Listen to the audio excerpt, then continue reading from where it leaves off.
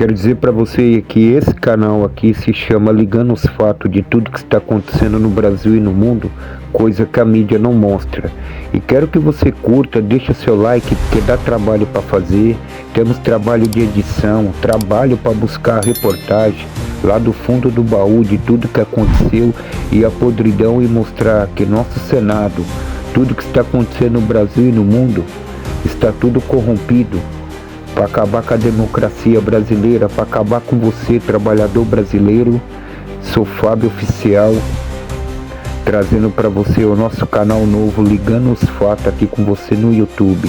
Pega a visão, deixa seu like, nos ajuda no compartilhamento desse vídeo, porque o que estamos mostrando para você é real e verdadeiro, e mostrando que o careca do STF, onde ele está, onde ele chegou, é porque ele foi conduzido por forças maiores, ao qual você vai descobrir aqui neste vídeo que antes dele estar lá, ele era advogado do crime organizado. Pega a visão.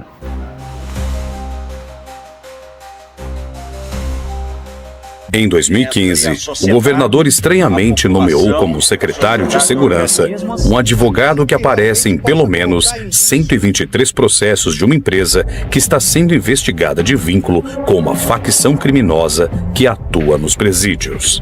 Que ao assumir, já começou a levar algumas bordoadas. E parece que algumas certeiras e com razão.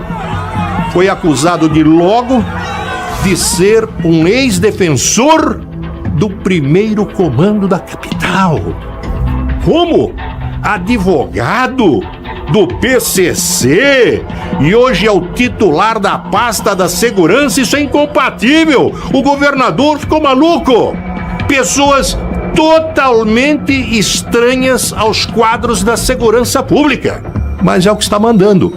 Culpa para mim desse entendimento é do governo. O governo coloca pessoas não qualificadas no sentido policial. As pessoas são hiperqualificadas no sentido jurídico, mas as pessoas não são qualificadas para resolver um problema policial. E o que acontece é o que nós vimos aí, briga entre a Polícia Civil e a Polícia Militar. O secretário não toma uma postura com relação à valorização da polícia. Secretaria da Segurança é algo nevrálgico na administração. Tem que saber quem vai para lá. Nunca aconteceu isso. A rota proibida de apoiar o GAECO. Aliás, o GAECO faz questão de trabalhar com a rota por quê? Primeiro, que é uma tropa sob comando, é uma tropa que tem disciplina, tem doutrina. A partir do momento que o secretário proibir isso, eu só posso entender que ele não quer combater o crime, porque ele sabe que o resultado seria eficiente e eficaz. Se ele não quer a rota trabalhando, ele quer o crime agindo. Eu só posso entender isso. Agora, quando você proíbe a rota de trabalhar, o único que ganha é o crime. E continuando, vou perguntar para você, e por que será que Joaquim Barbosa se jogou? Entendo alguns motivos aqui, pega a visão e entendo o porquê. Conversando aqui com o deputado Antônio de Paula, me mostrando algumas imagens. Ao que parece, Flávio Dino foi visitar o Complexo da Maré, a comunidade dominada pelo tráfico de drogas mais bem armada do Rio de Janeiro, Tony, com 2 carros. Ele chegou ali, prezado Abílio, com 2 carrinhos, ou seja, está tudo armado já com tráfico de drogas. Flávio Dino, ministro da Justiça, visitou o Complexo da Maré no Rio de Janeiro. Vamos observar aí as imagens. Não há nenhum esquema de segurança. Ele está num carro que é acompanhado por um outro veículo. Dino, a gente consegue verificar pelas imagens que Flávio Dino desce então do veículo no Complexo da Maré, no Rio de Janeiro. Vamos ligando os pontos, né? Que nem a gente fazia quando era criança, aquele desenho. Vamos ligando os pontos. O que a gente teve de declaração bombástica no ano passado foi o depoimento na Espanha do El Pollo, Hugo Carvalhal, que era ministro do Maduro na Venezuela e o responsável por distribuir o dinheiro do narcotráfico entre os partidos de esquerda do mundo, entre eles o PT. Não é de hoje que PT e PCC aparecem juntos no noticiário policial. O PT tinha um diálogo por nós cabuloso, mano. Sejam muito bem-vindos ao Boletim Coppola sobre a interlocução privilegiada entre o Partido dos Trabalhadores, o PT, e o primeiro comando da capital, o PCC. Essas duas grandes organizações, fundadas aqui em São Paulo e repletas de criminosos nos seus quadros, se notabilizaram pela prática delituosa em escala industrial, envolvendo aí cifras multimilionárias. Mas além da sua atuação ilegal e do seu local de nascimento, parece haver muito mais em comum entre o PT e o PCC. A Veja publicou, na última sexta-feira e ao longo desse fim de semana, reportagens exclusivas sobre a suposta relação entre a facção criminosa e a facção partidária. A revista teve acesso a trechos de um depoimento do senhor Marcos Valério, o famigerado operador do Mensalão. Para quem não se lembra, o Mensalão consistia no suborno sistemático de parlamentares pelo governo Lula, para que eles votassem aí de acordo com os interesses do Partido dos Trabalhadores. Todos os meses pingava dinheiro de corrupção no bolso de deputados e senadores, garantindo uma base de apoio a Lula e os seus parasitas do Estado. Contudo, segundo o relator do processo no STF, o ex-ministro Joaquim Barbosa, havia exceções a esse comportamento antirrepublicano. Os líderes dos 4 partidos cujos principais parlamentares receberam recursos em espécie do PT orientaram as suas bancadas a aprovar o projeto que fora encaminhado pelo governo. Somente o senhor Jair Bolsonaro, do PTB, votou contra a aprovação da referida lei. Todos os demais votaram no sentido orientado pelo líder do governo e do Partido dos Trabalhadores na Câmara dos Deputados. Os vídeos desse testemunho, trazidos a público pela Veja, são reveladores. Neles, Valério relata o envolvimento do PT com o PCC e detalha os bastidores aí de grandes esquemas de corrupção do partido quadrilha liderado por Lula. Não é de hoje que PT e PCC aparecem juntos no noticiário policial. Em 2019, primeiro ano do governo Bolsonaro, lideranças do primeiro comando da capital já reclamavam da mudança de postura e da falta de diálogo com a nova administração federal. Uma investigação do Ministério Público do Paraná revelou que a maior facção criminosa do país sentiu o golpe depois que os chefes foram transferidos para presídios federais em fevereiro deste ano. Em áudios gravados com autorização da Justiça, o tesoureiro da quadrilha, preso na terça-feira, afirma que as regras estão mais duras agora nesse governo. Os caras começaram o mandato agora, irmão. Agora que eles começaram o mandato. Já mexendo diretamente com a cúpula, irmão. Que tem na linha de frente.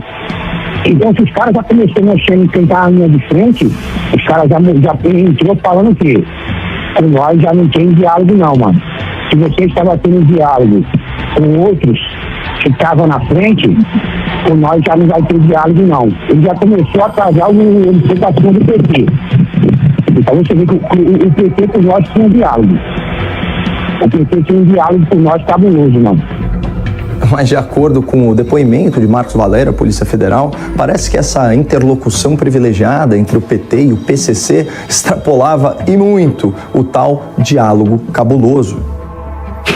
No dinheiro dos bingos, os bingos estariam lavando dinheiro do crime organizado e financiando campanhas de candidatos a vereadores do PT e de deputados do PT em dinheiro vivo. Tá? E crime organizado esse PCC. Não acabou não. O Celso Daniel tinha feito um dossiê mostrando quem era do PT, quem estava sendo financiado e quem tinha pedido para ele para manter, para dar ajuda lá em Santo André, ele como prefeito. Tinha feito um dossiê e esse dossiê sumiu. Não sei, isso eu ouvi de gente do PT.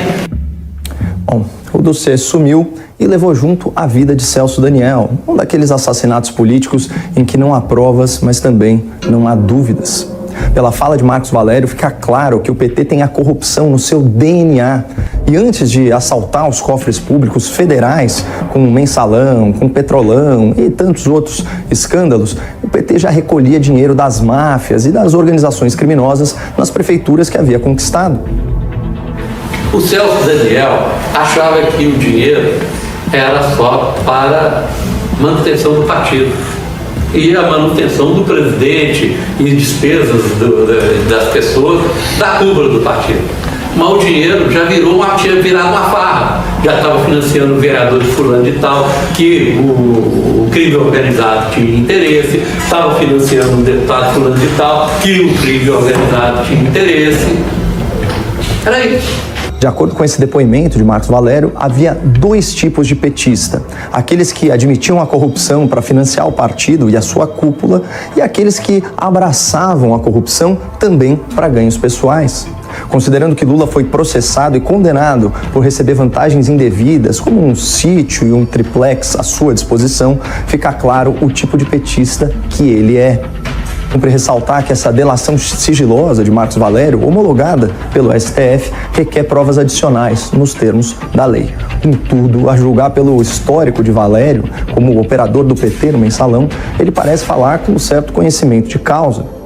Esse mergulho nas origens criminosas do Partido dos Trabalhadores ajuda a explicar a simpatia dos petistas por causas que favorecem o crime. A visão do bandido como uma vítima social, a despenalização de crimes como o roubo de celular, a redução de penas e o aumento de benefícios a presos, os indultos coletivos a corruptos e criminosos, a redução da população carcerária, a tolerância com o terrorismo político, a impossibilidade de prisão após julgamento em primeira e em segunda instância, a ideia de que não se combate o crime com cadeia. O crime já aconteceu, o que adianta punir? Que se puna, mas que não se ache que a punição irá combater a corrupção, presidente. Lula se tornou o herói de advogados criminalistas milionários como esse que nós ouvimos agora. Verdadeiros especialistas em livrar grandes criminosos da cadeia que tem muito trânsito nos altos tribunais. Não à toa, o Prerrogativas, aquele grupo que reúne advogados muito atuantes na soltura de corruptos, organiza luxuosos jantares de doação para o Partido dos Trabalhadores, onde são arrecadados centenas e centenas de milhares de reais para a pré-campanha de Lula. Mas sejamos justos, não é só entre os advogados do crime que o PT faz sucesso. Os próprios criminosos já entenderam quem melhor representa seus interesses na política. Dados oficiais do TSE, levantados pelo O Globo, não deixam sombra de dúvida. Entre os presos habilitados a votar, 82% escolheram o candidato do PT nas últimas eleições presidenciais. Em estados dominados por facções criminosas, os petistas são praticamente uma unanimidade entre os delinquentes. Para ficar em um exemplo, mais de 98% dos presos do Ceará votaram no PT em 2018. Ou seja, não é apenas um diálogo cabuloso que existe entre a criminalidade e o Partido dos Trabalhadores. Lula também pode esperar uma votação cabulosa nos presídios. Ainda bem que existem mais trabalhadores do que bandidos no país. Siga agora nosso canal Liga nos Fatos. Todo dia vídeo novo postados para vocês aqui no YouTube.